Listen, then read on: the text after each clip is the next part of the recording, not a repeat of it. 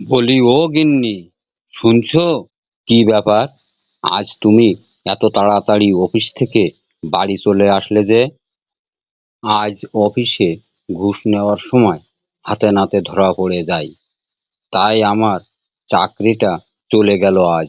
এত চিন্তা করছো কেন? ব্যবস্থা তো আছেই। কি ব্যবস্থা আছে?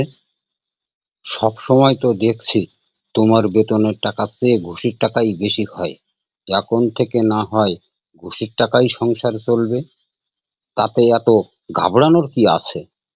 আমার ব্যাংক অ্যাকাউন্ট জব্দ করার ভয়ে আমি অ্যাকাউন্টের সমস্ত টাকা আমার একমাত্র বড় ভাই তার অ্যাকাউন্টে দিয়ে এসেছি। তাতে কি, ওখান থেকেই টাকা নিয়ে আসবে। বড় ভাই জীবিত না থাকায় ওই অ্যাকাউন্টের মালিক আমার একমাত্র বড় ভাইয়ের ছেলে টাবলু।